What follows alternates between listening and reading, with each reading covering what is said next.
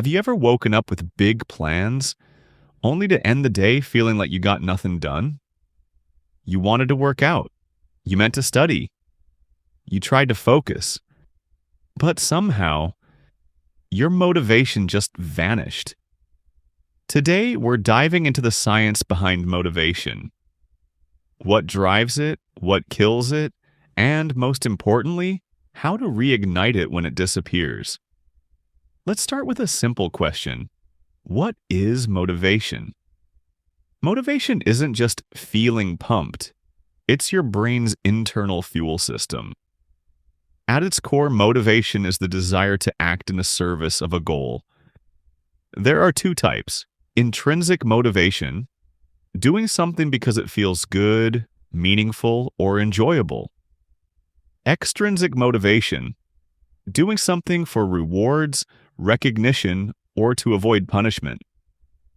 The real driver here is dopamine. You probably heard dopamine called the pleasure chemical, but that's not the full picture. Dopamine is actually about anticipation. It's your brain's way of saying something good is coming. Keep going.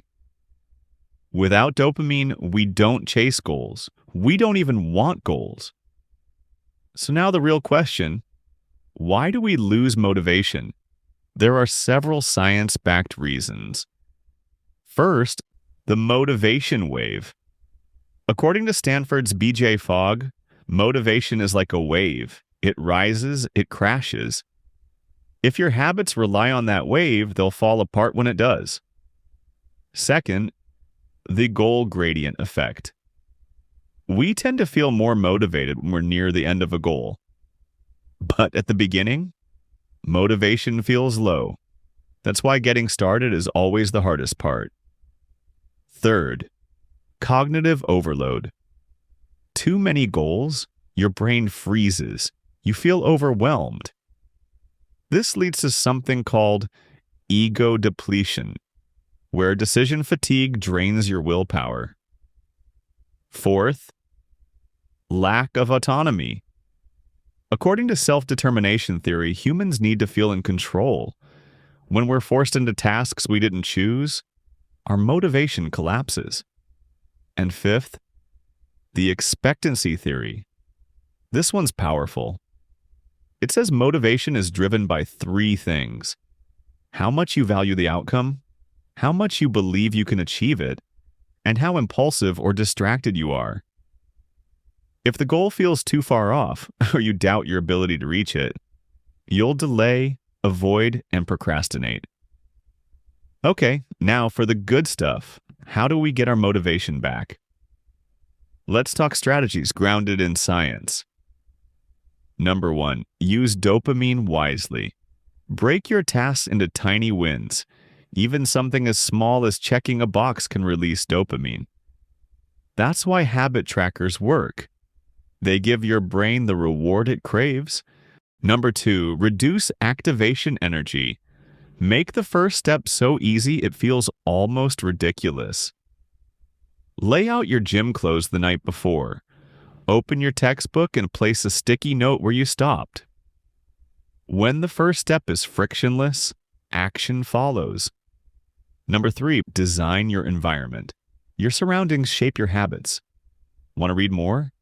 Keep a book visible. Want to eat healthier? Put junk food out of reach. Design beats discipline. Number 4, create identity-based habits. Instead of saying, I want to write, say, I'm a writer. Instead of, I should work out, say, I'm the kind of person who moves every day. Your brain wants to act in line with who you believe you are. Number 5, temptation bundling. Pair something you should do with something you want to do. Only listen to your favorite podcast while running. Only watch Netflix when folding laundry. It works. Number 6, the 2-minute rule.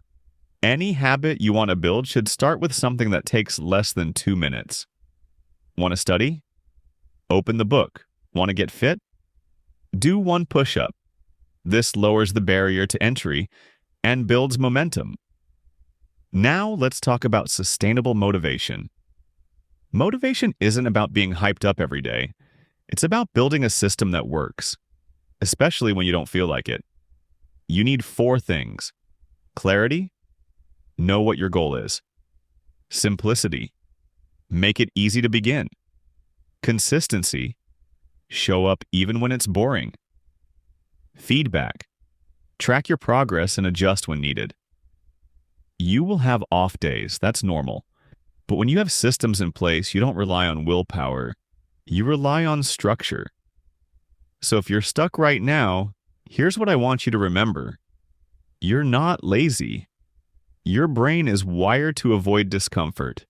But you can outsmart that wiring with small wins, clear habits, and science-backed strategies. Motivation isn't something you wait for. It's something you build. If this message helped you, share it with someone who needs it. And let me know in the comments, what's one goal you're working on? And what's your next tiny step toward it? Click like and subscribe for more. And as always, thanks for watching. Keep going. You've got this.